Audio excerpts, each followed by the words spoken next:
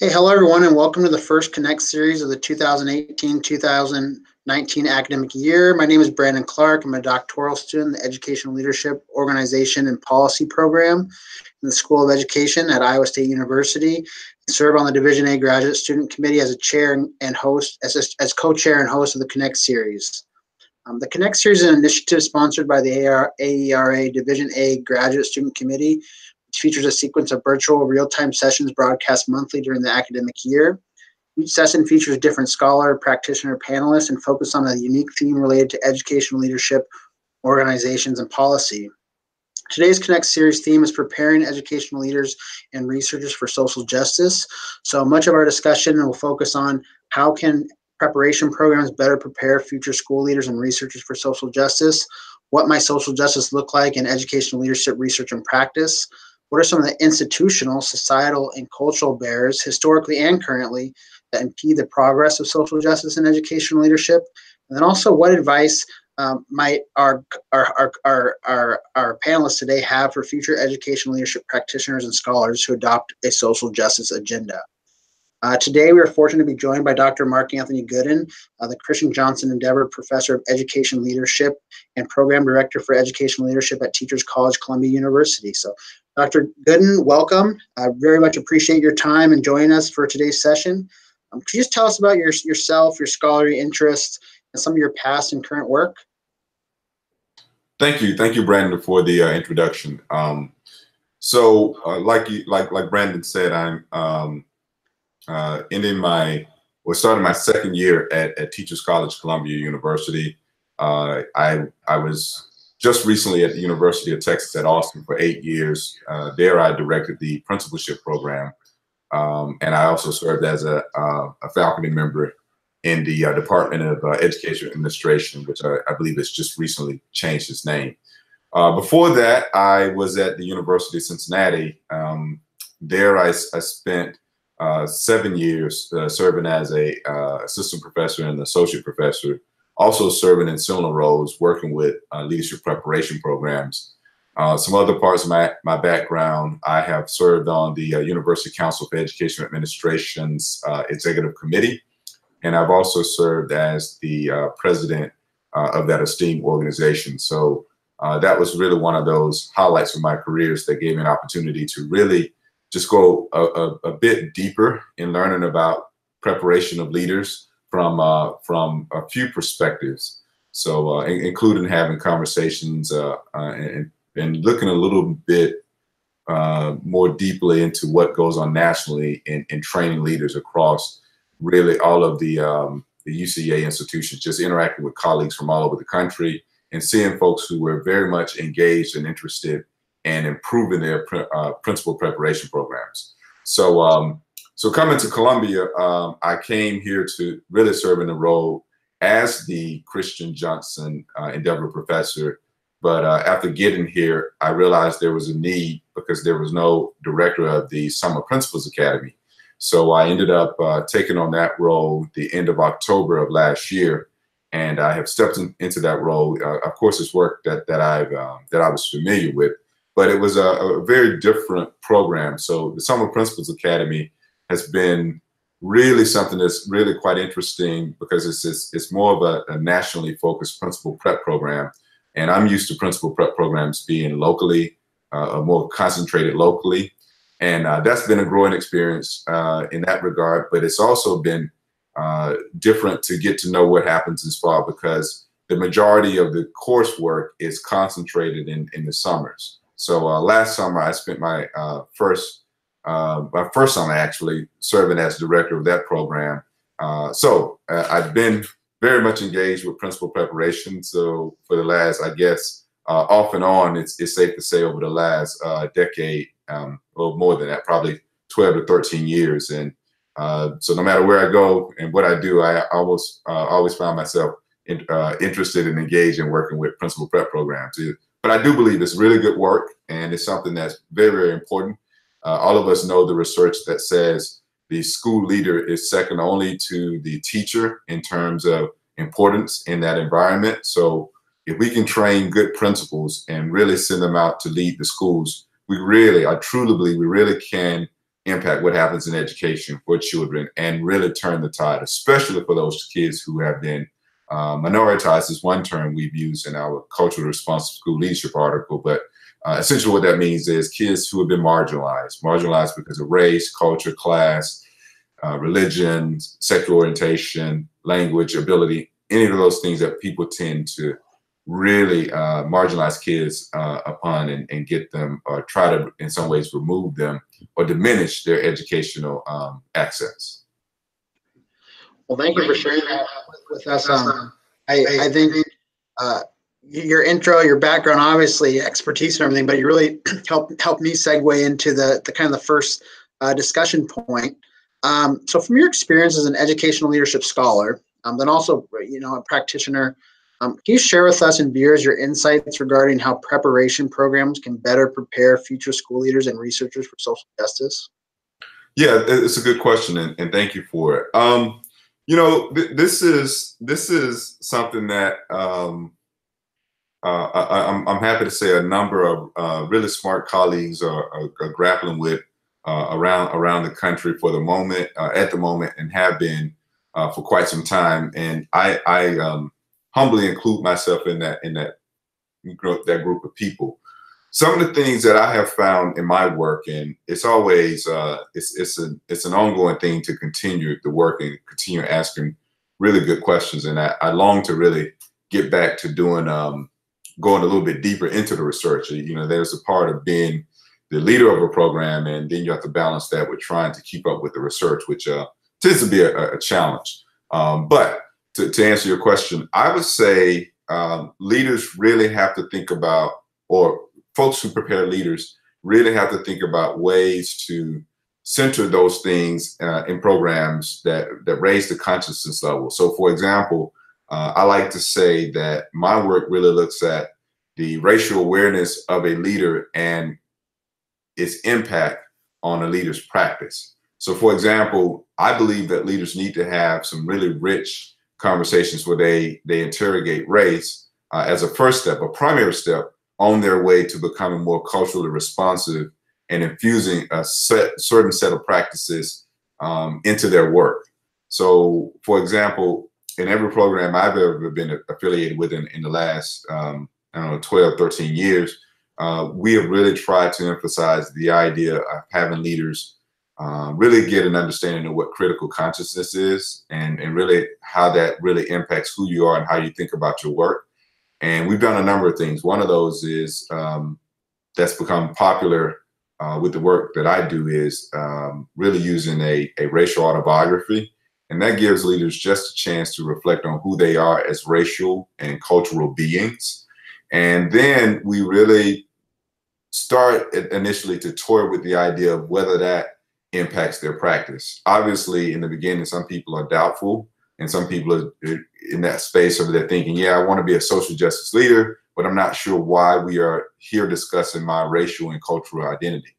Well, for us, it's simple. It's that place where you start to interrogate your practice and interrogate yourself so that you would gain more of an awareness about who you are and how you do the work, so that when you have those thorny issues that come up in schools around resources and around marginalization and around excluding students from certain parts of the curriculum, we have found, interestingly, that it prepares people to at least be comfortable or a little more comfortable having those conversations rather than avoiding them. And I believe if people haven't had that uncomfortable space, which should happen in the prep program, to interrogate some of these questions, to go into some of these practices, then they won't feel as comfortable when they actually get into the principalship.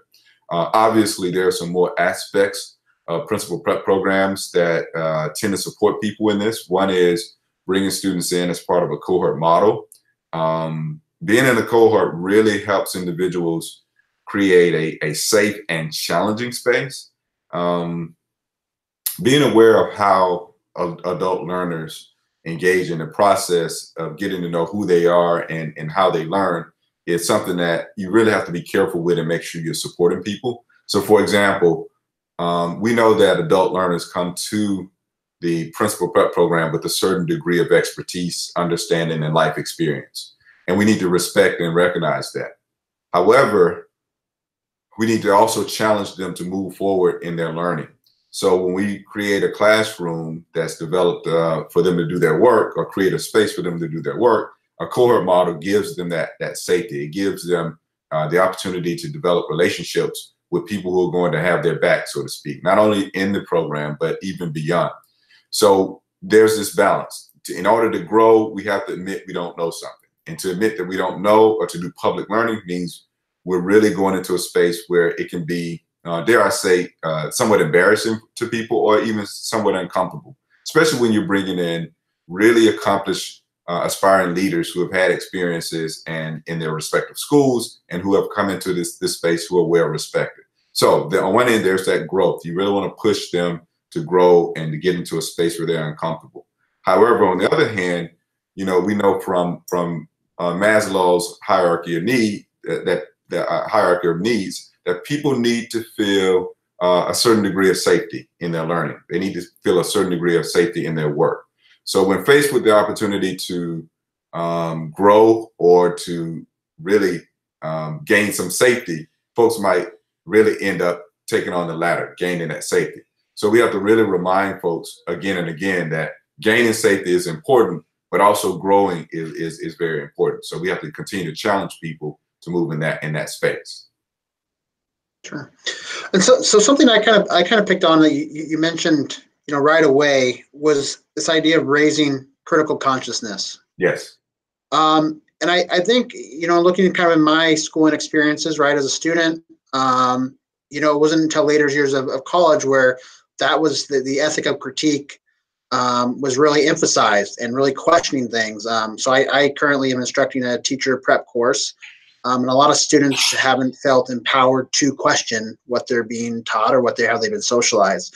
So maybe you can talk a little bit more about this raising critical consciousness, and just what that kind of looks like. And I mean, you talked about the autobiography assignment, and feeling a safe place to do this, and it's a growing model. But maybe you can talk a little bit more just about critical conscious raising, and what that looks like, and how we can support students and future leaders. Yes, very good question, Brandon. So this has to be done in careful steps. So I've been really playing around with the model, and tinkering with it, I should say, and really trying to develop, where does this start to develop, and how does it start to move forward? And in fact, I just published a chapter with some colleagues in a Teachers College Record Handbook. I think the editors are not, I know the editors are Angela Welton and Ebony Zaboni at University of Urbana Champaign. So in that book, we really present a model in there, and it's a circular model that really starts people in the space where we really give them an opportunity to understand and explore the structures, those historical structures, through the literature. We get into really helping people unearth what they otherwise wouldn't see. So surprisingly, when we walk through the world each day, or we walk into particular kinds of neighborhoods, people take it for granted that those neighborhoods have been impacted by certain factors over time that are not devoid of racial implications. So for example, we talk a lot about segregated schools. We talk about how things have been economically segregated. We talk about how communities that are urban didn't just wake up one morning, or people who live there didn't wake up one morning and say, we're going to have a dilapidated neighborhood, and we're going to really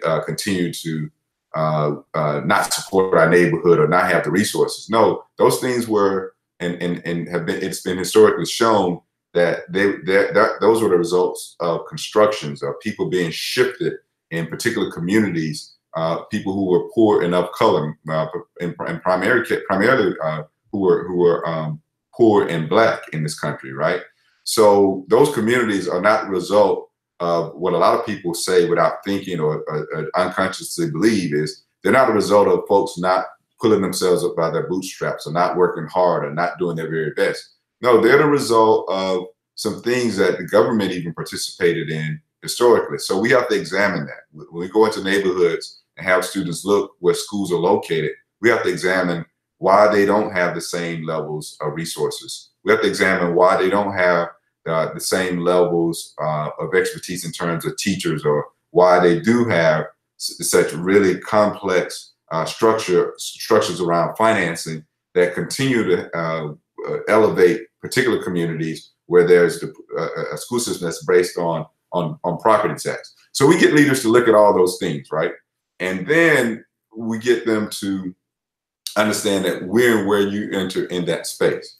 So it's not just a matter of I'm studying me and I'm thinking about who I am. It's like, well, let me read some articles and then let me try to give some gain some understanding. And I'm free to push back into that space. We don't say that people take this wholeheartedly, because people go through this emotional thing where there's denial and that some folks don't believe it, but then they start to understand how they have come to develop their own beliefs. You know, where did you grow up? You know, what type of understandings do you have about people of color? I mean, if you're a person of color, I mean, how do you deal with things like internalized racism? Have you even interrogated that? So as a result, people go through a range of interrogations, if you will, on who they are as individuals and who they are as leaders. And it helps them really reframe their questions. So for example, somebody may come into a space before doing a racial autobiography and say, hey, we have racial disproportionality around discipline. And then you may ask them, why is that the case? And say, well, I don't know, because these black kids are always misbehaving, and that's why it's the case. But in terms of really exploring and examining systems and how systems are really set up to be or treated as if they're race neutral, but then have these really racially motivated outcomes, then they start to interrogate differently. Like, how am I a cog in this process? You know, how do I continue to have this going without ever asking any of those kinds of questions about how it got that way? So I know that's a long answer, but what the racial autobiography then does is bring them into a space where they say, we may say, reflect on a moment when you first thought about how race really impacted your life. And then people say, well, you know, we get a range of answers. Some of our students of color sometimes quickly access the first instance or set of instances. Some of our white students might say, I never really thought about it, right? Or I never had to really sit down and go through an exercise where I do that. And so we want to make sure that we don't let them just say, oh, I'm not going to do it, I can't do it. But what I've learned over the years is we also have to help them scaffold the learning, right?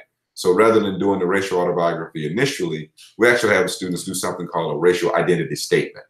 And that's a one-pager where they just write about how they recognize the impact of race in their lives. And they get to write a few statements about it. They can even interview family members about when was the first time I thought about race. And it's only a page. Some people only do 2 paragraphs. Some people do 1 paragraph. We just say, this is your racial identity statement. How do you identify?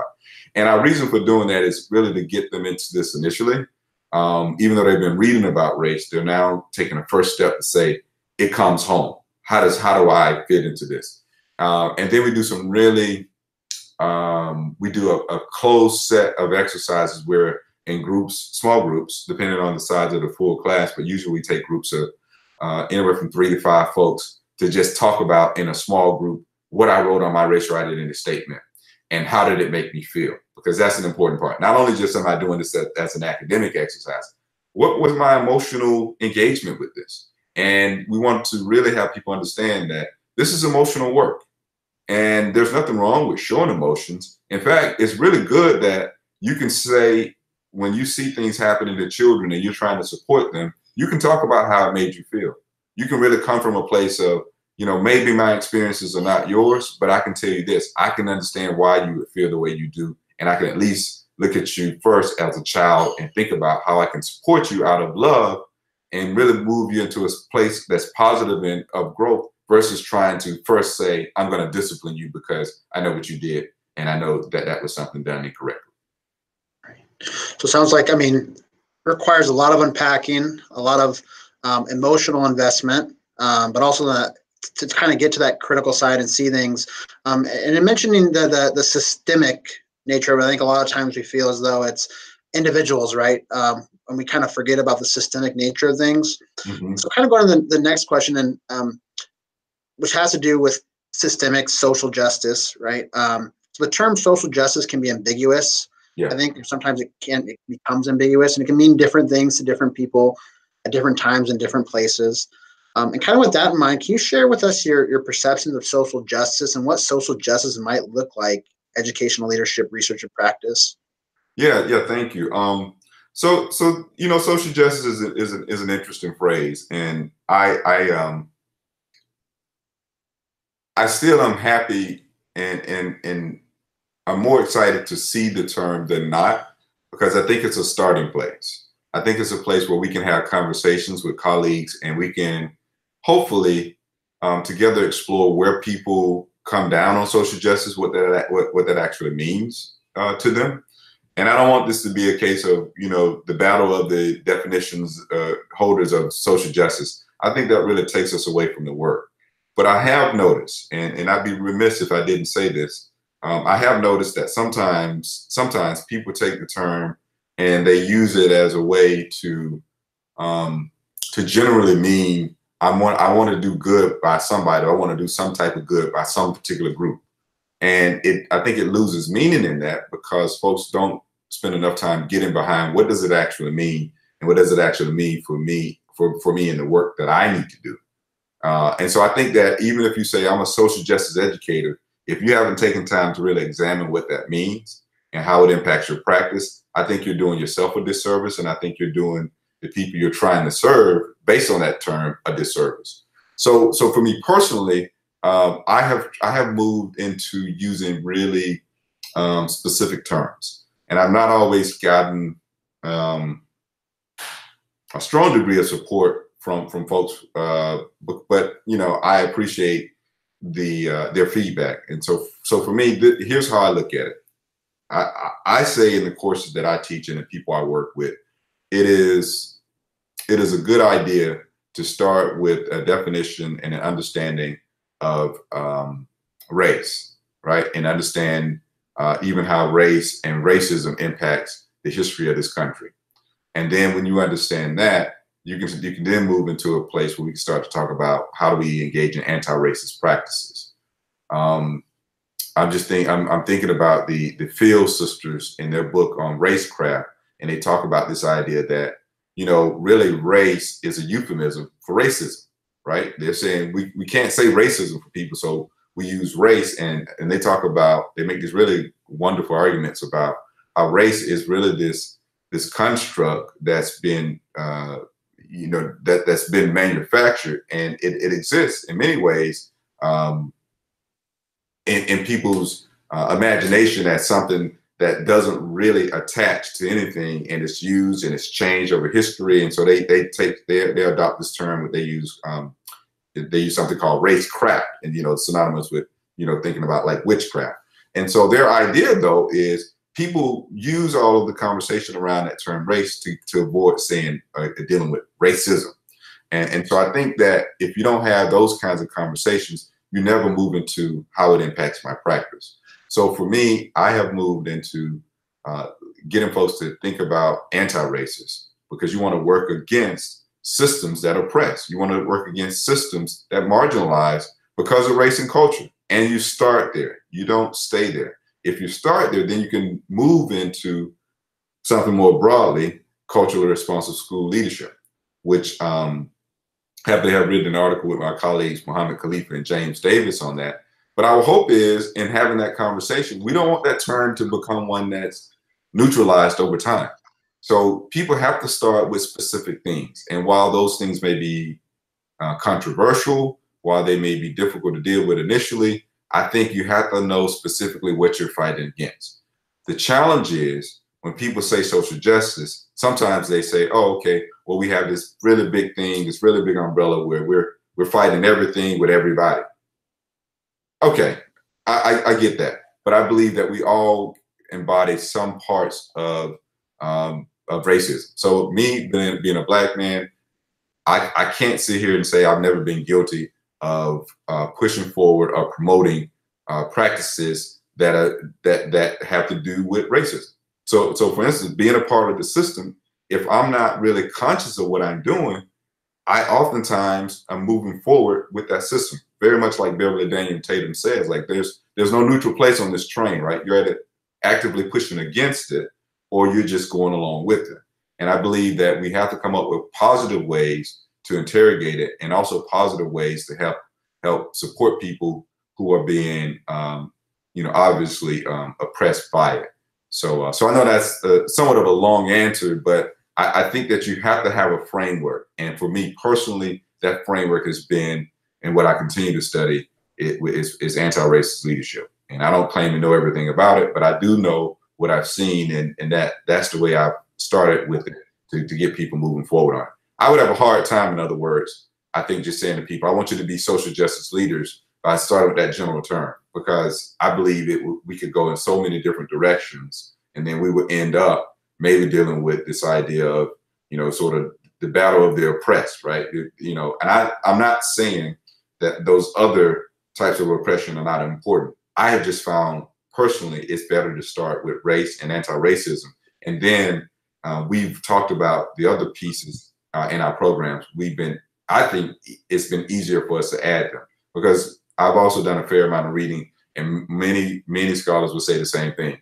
Whenever we have a group of the types of oppressions on the table, racism is the one that people are most uncomfortable with, and it's oftentimes the one that people push to the side because it is so charged in this country, and it is very problematic that it finds its way to hide from being interrogated and really brought out in a way so that we can dismantle it.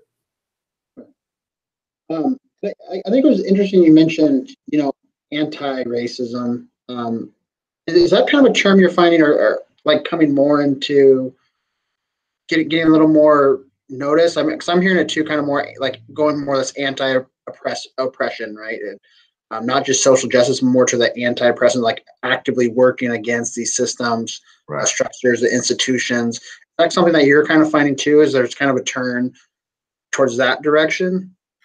Yeah, I don't have any problem with the other terms. I think that we're all in many ways working to speak the same language. What I do say is that's a place where I started, and it spoke to me. And that doesn't mean I cannot really fight against homophobia. That doesn't mean I can't support sisters and also recognize at the same time my own challenges with how women are being oppressed. I mean, that it doesn't mean that to me. It means that if that's my starting point, and if I take this in the sense of being very humble about it, I realize, and I've said this to colleagues before, it's impossible to be in the system as a male and not recognize my male privilege. I have a wife and a daughter, and I listen to certain things or think about certain things that happens for them. And I know that as a male, there's a certain degree of privilege I have. So yes, I'm going to push against that oppression also. And it doesn't mean I can't do both. I just know that my experiences around race have become so rich, and I've embraced them. And I've also challenged myself on some things that I think, and some views I have to really interrogate, from time to time. So yes, I would say if that's the phrase that works for folks, I'm in support of it. I don't believe that we need to really rush to be in debate or say one over the other. I'm just saying, and the way I say it is, it's a process for me. And where do I start? I enter at anti-racist leadership, but I continue to be open and expand, and also be open to recognizing, acknowledging, and wanting to do something about, or doing something about, my blind sides or my blind spots, because we all still have those, for sure. Yeah, I think I've heard that. I mean, we all have the ability, if we're not, I guess, like critically conscious or aware, to also oppress in our pursuit of being anti-oppressive or socially just. Absolutely. And it's something you said earlier, the idea of understanding how oppressive systems work, right, is one thing. And then how to move the conversation into at the systemic level is another. Because ultimately, and this is where I think people get caught up. I'm not here to fight against my fellow people of color or women or folks who are otherly able, who have been oppressed. We should be here ultimately to fight against these white supremacist systems that tend to place particular individuals in power, right?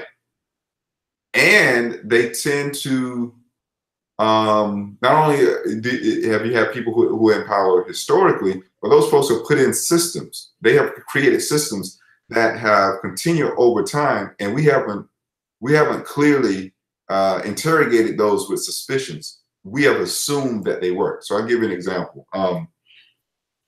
From time to time, school districts will ask me to come in and talk to them about restorative practices, right? And I've used restorative practices, and we have it in our principal prep program here. We have the folks who do restorative practices, and they do a nice job of it. And I have gone into those spaces and really, I've said to people for a long time, I was so happy to come across restorative practices, because in my gut, I suspected, it was more than a suspicion, that suspensions as a system wasn't working, right? And not only was it not working, it was really, really particularly detrimental to Black and brown kids, right? In terms of excluding them from their educational right, if you will. So when I started to present to people, and this has happened in a couple of districts I've gone in, to say, hey, look, I start with a question. Let's talk about this system of suspension. How many of you have had success with it? And people were sort of like, well, yeah, I think we have. I said, well, how many of you would say it has worked? And then people kind of like, ah. And then I said, well, let's go through and talk about the example of excluding kids from the educational process, regardless of what they look at, right, race and culture. When you exclude those kids, you send them out of the classroom, you send them out of the school. When they return to your space, what's the reaction? I said, they're completely reformed and they're excited, right? And nobody said, people look at me like, what? I said, but they're like ready to work, and they're like, no. So I said, so let's think about this, educators. If we're supposed to be there and we're supposed to be caring for kids, supporting kids, when they do something wrong, we're also supposed to be teaching kids. Are we teaching them something that works? Are we just telling them this doesn't work? You know it doesn't work. I know it doesn't work. It's been with us for multiple decades. Let's just keep doing it and pretend. No, that system was given to us for a reason. And maybe, I don't know, it's hard for me to imagine at some point that it worked. I can't believe that it did, but if we're not saying that, not only do we have no concrete proof that it works, we know that it really disadvantages a certain population of kids. Then we got to ask ourselves, why are we still doing that? Right? And if we're not interrogating the racial and cultural aspects of that, we really got to ask ourselves, wow, given the knowledge that we know, everybody's heard of, disproportionality by now, why are we really not asking bigger questions about that and deeper ones, right? So that's the same thing. And I can give you, a few more examples, even in how we give kids access to certain aspects of the curriculum, and how, ironically, in more cases than not, there's a higher probability that those who gets access to certain parts of the curriculum is going to be correlated with your race and culturally who you are as a person. Why are we not asking, should we be using that? Does that system work for us? And it's a hard question. It's a hard question. And I don't always have answers to it, but I think there's a lot of richness in really interrogating each other, and then moving that interrogation to the higher level where we're interrogating the system. We can do something else. If we move beyond our fear of failure and criticism by folks who the system has worked for instance, we can do something else. We can do something else that's more humane. We can do something else that's more impactful and more effective and more supportive of kids who've been marginalized. We can do something else. We really can. I think it's, again, being critical and aware, and like looking into the issue and questioning the system and practices that have been going on. And this you kind of helped me segue into this next question too, that I had, and it has to do around with systems in schools and institutions, but also something you said earlier was know what you're fighting against. Mm-hmm. And so the question is, so the institution of education and educational leadership research have been described as contested terrain with many competing positions. So from your perspective, expertise, and experiences, what are some of the institutional, societal, and cultural barriers, so historically and currently, and that's kind of a loaded question there, but which impede the progress of social justice in educational leadership?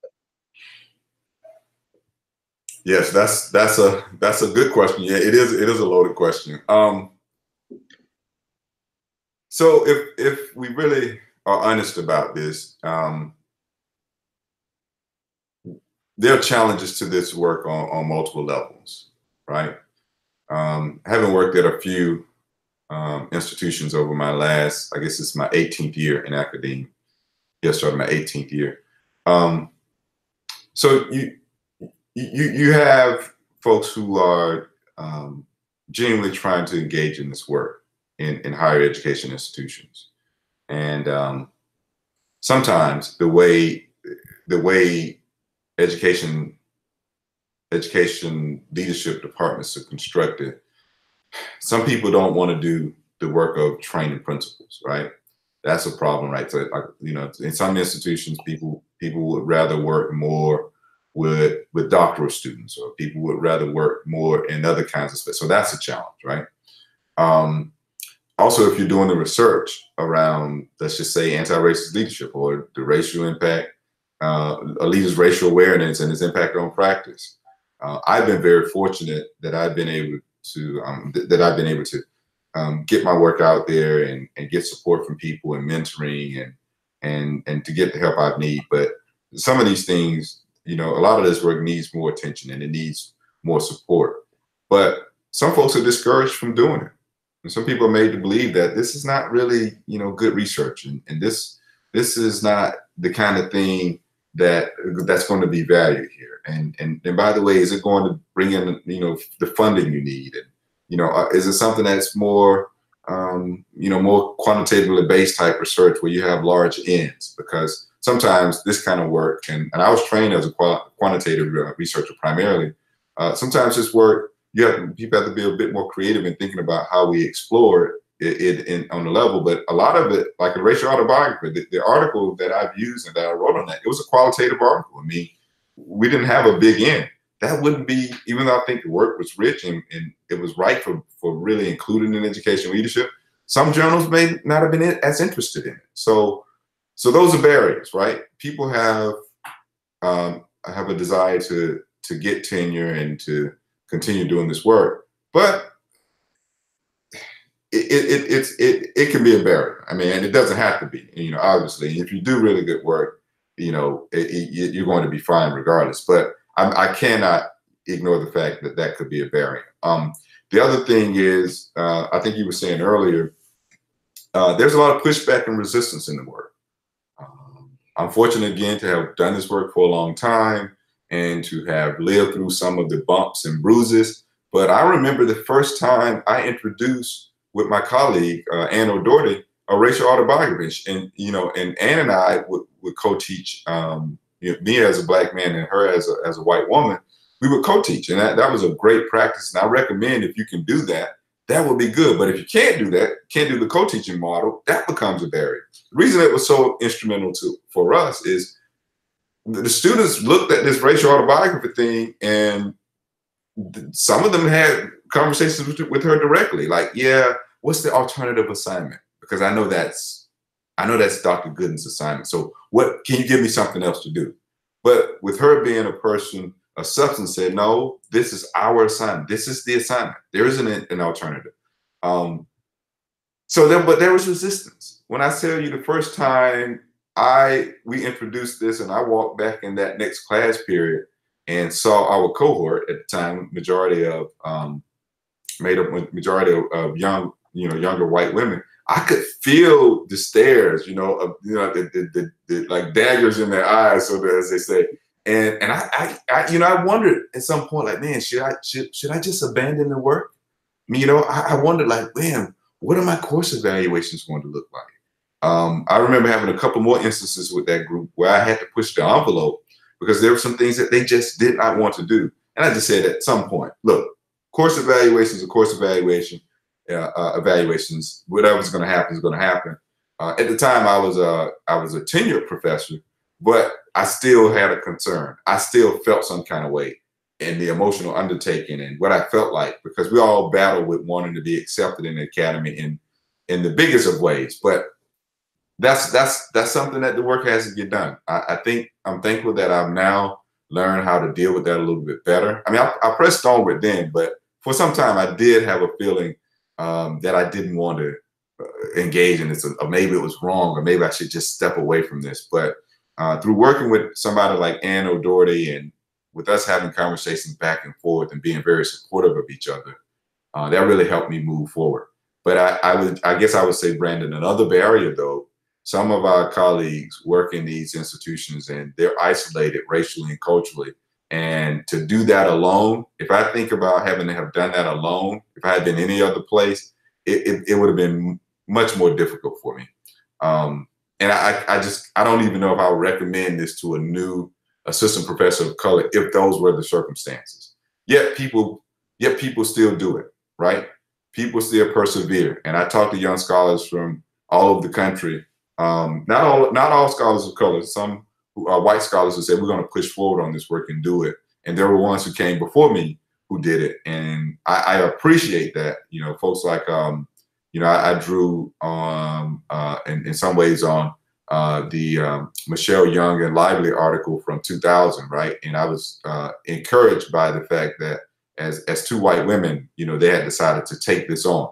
And that's the kind of thing that we have to have. It can't just be people of color taking this forward. It has to be folks who, a range of folks, especially, including and especially white educators, who will stand up and be supportive of colleagues of color who are in spaces who are not getting the mentoring and sometimes not getting the support that they need, because that too is another barrier. And I'll just say that that's one other thing I'll add. Colleagues have to support scholars of color who want to do this work, who are courageous enough to do this work. Yeah, it sounds like, that's a lot of, you're working, it's swimming upstream continually. So I think it goes back to the institutions, the systems, it's historical, it's embedded in everything. Mm-hmm.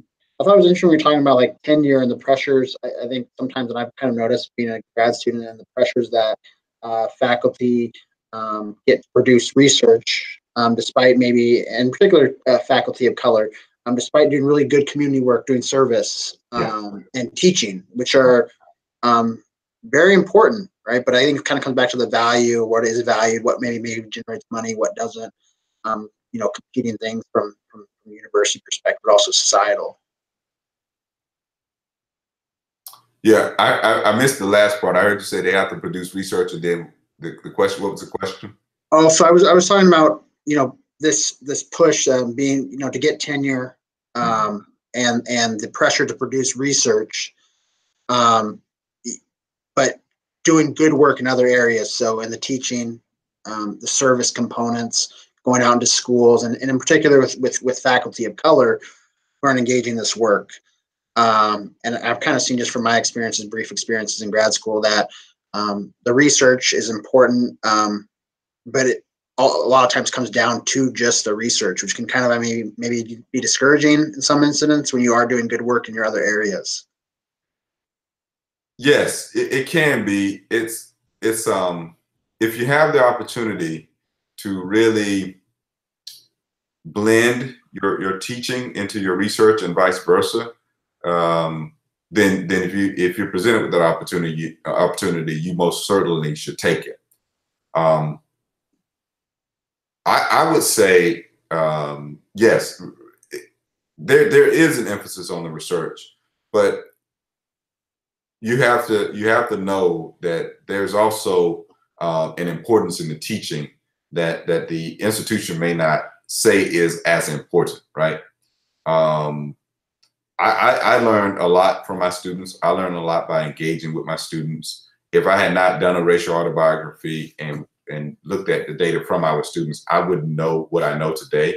A lot of what I've learned with my students has been taken forward. So I think that's because I value teaching in a particular kind of way. And I had a strong interest in being a good teacher, but I also wanted to still co-learn with my students, right? So teaching for me is co-learning with the students around a particular subject or the content area, even though I'm supposed to be the expert in that space. And research for me can still be co-learning with my students, even though I'm supposed to be the expert in that space. So in other words, why not think about research differently than it's this isolated practice where I go into my office and I do my work, or I go out and I do studies and I get my IRB approval, other than thinking about, even if I can't hire graduate students, why not think about research in terms of research teams? Why not think about it in terms of a collaborative endeavor, bringing some students along with me who at the very minimum are learning how to take an article from start to finish. You know, why not think about it in a different way? Because I think it's difficult surviving in these institutions for people based on where you are in that power structure, right? And another question comes up. I was talking to a grad student. Is this a grad student? I think it was it was a postdoc. I was talking to a postdoc, and we were just discussing a recent story in the Chronicle based on a superstar professor at NYU who had been accused of multiple inappropriate behaviors with her doctorate advisee. We'll say it that way.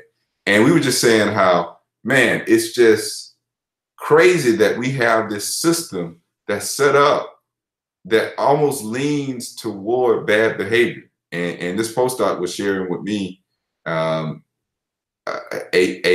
bad experience he had, you know, with his advisor. You know, his advisor called him like the weekend before his defense and said, "Hey, look, I need a hard copy of your dissertation." So I just decided I would like a hard copy. And so he was just thinking like, "But I sent you an electronic file. I know you own a printer. I know you live close to the institution. You can go print it, you know, but he also knew, because of the way this system was set up, I want a PhD.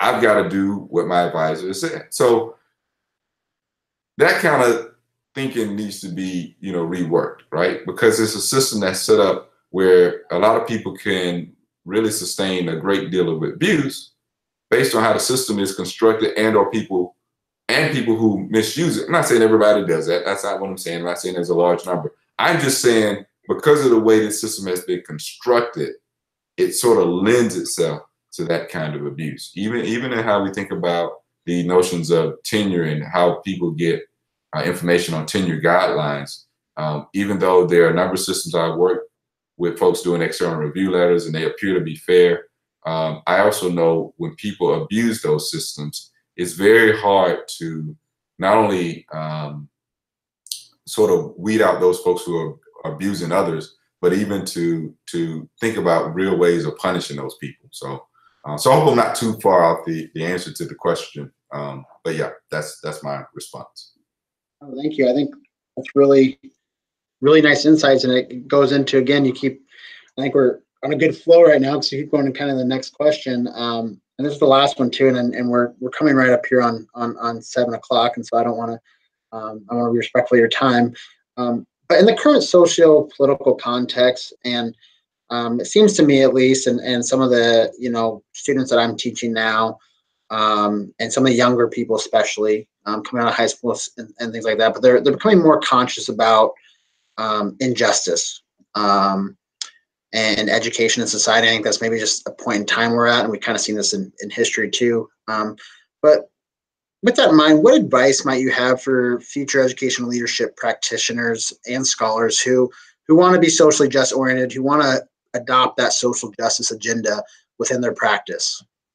Very good question. You know, I would say, as much as I think I know, and as much as I think I've studied about anti-racist leadership and social justice and understanding how best to promote this work, that is a perspective, right? I taught a really wonderful course this last spring at Teachers College, and that was a course on, I think we called it race, leadership, and the school to prison pipeline. And man, I had such a wonderful time teaching that course. I always say I was co-teaching it because I had a really rich array of students, not all from education leadership, but they were from all over the college, right? And we talked about a lot of things, but I had folks in there who were coming from that generation where a few of them had been organizers and or activists, right? And that was their approach to the world. And I listened with excitement as they took the work that I was giving them and the work that they were engaging in, and they told me how it was really speaking to the work that they were doing. And so that made me feel really good. Like, you know, they took a racial autobiography to a different level. Like, yeah, this is what we need. This is how I'm going to use it. Or someone wanted to say, I'm working in a community agency. It's a non-profit. They really think they get it, but they don't get it. So I'm going to recommend they go through this so they can understand how they're missing the point. So I say all that to say, I had to be comfortable enough saying, you know, we are co-learners. You're bringing to this perspective a very, very valuable amount of insight, and I have to respect that. And not only that, I was learning from them and listening, and not being critical. I was so disheartened by the fact that when the young folks were out, primarily leading the Black Lives Movement, and I think that's the right way to say it. I say younger; they're younger than me. I heard a great deal of support for them, which is good.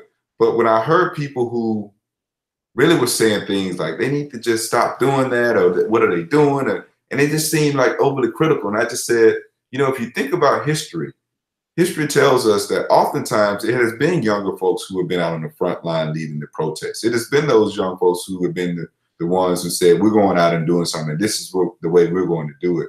But that doesn't mean we need to shut them down and say they don't need to do it this way. They need to do it the way that we do it.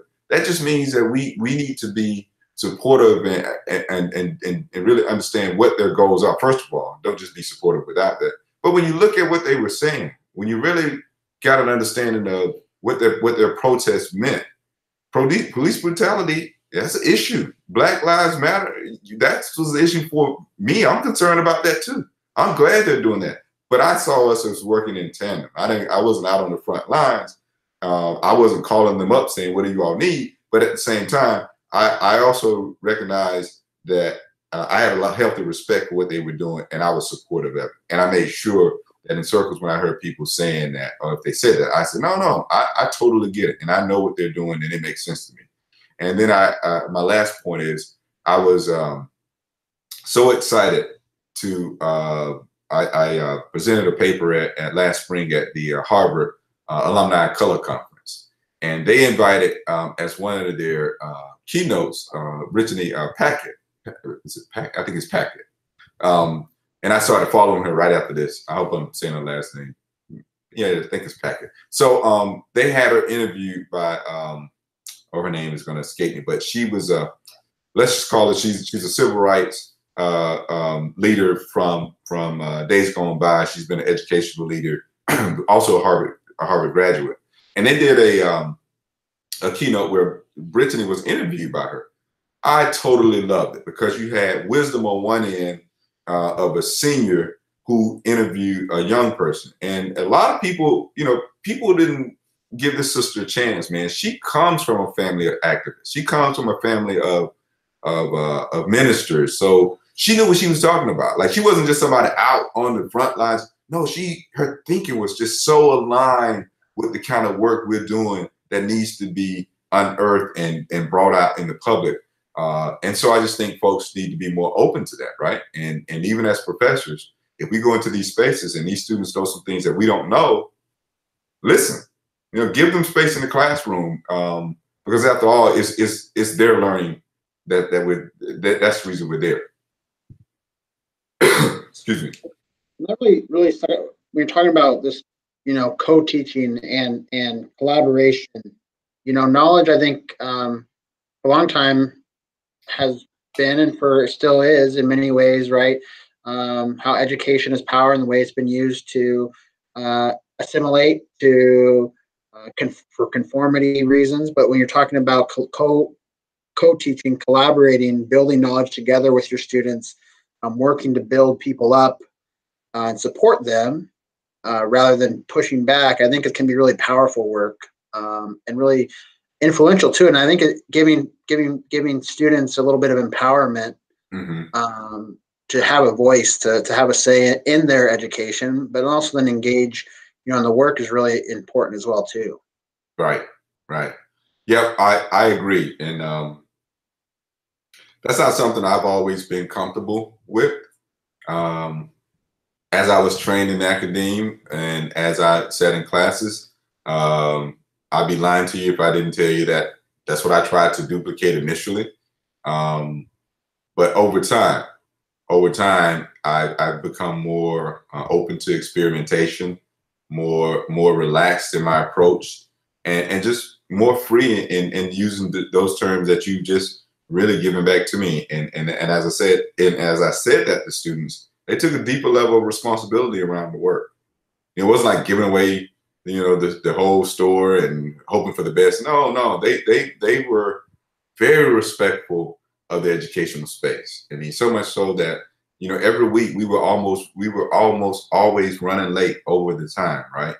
And that meant more than me just saying it. That meant me really providing some true opportunities for them to engage and be engaged, engage with each other and see each other as, not only co-learners, but people who could support each other in the process. Now, that doesn't mean I went in and I didn't have things organized and I didn't have reason to end, that kind of stuff. No, it just meant as we discovered what we were trying to do and where they were trying to go, it just made for a really, really richer space. And I got so many compliments from them, even students who were not in the Ed Leadership Program. A couple of them graduated with their masters last spring, right as the course was ending. And man, I was so honored that they looked for me after graduation because they wanted their parents to meet me and or their significant others. And they're like, "This is the professor I've been telling you about." And I just felt so touched by that. And they challenged me. They challenged me on a number of things, even as they were trying to change what was happening with a colleague or two in a class. And they were like, "This is what we've said to him. And he said he was going to," and I was like, "Oh my goodness." But they sort of came to me and was like, "What suggestions do you have now?" And I was like, "Man, Brandon, I got to think through it. I don't know. You guys, you've done so well thinking about that. You've applied what we taught in the class, but we've got to sit down together and go a step further," because I had not anticipated that. So it was exciting for me to sit down and have students like challenge me. And so I'm like, wow, we can grow together. So the important thing that we all agreed on is that the work is bigger than our collective egos and our individual egos, right? And once we were moving in that space, we were all in a comfortable car. We made mistakes, we laughed at each other, but we all came back to the point, the work, man. It's all about the work. And there are people out there who were in less privileged spaces than we were sitting in Teachers College, Columbia University, learning together every Tuesday, evening. No, it was about the work. Dr. Goodnight, really, we really appreciate your time, insights. It's really, I think as a student for me, really inspirational to hear it from somebody who has your experiences and your place in academia, to hear your perspectives on social justice and how, we as future scholars can kind of carry on that path. Heard the saying that we're standing on the shoulders of giants. And you're certainly, for my generation coming up, one of them. So we really appreciate your time. It's right now 7 o'clock, so I think we're hitting it right on the mark for our timing. But again, just thank you so much. For viewers next time, be sure to tune in for next month's Connect series. But if Dr. Gooden, if you have anything to leave us with, I'll give you the last word, if you don't mind. Thank you, Brandon. Great interview. Really appreciate you, man, and enjoyed it. All right. Thank you.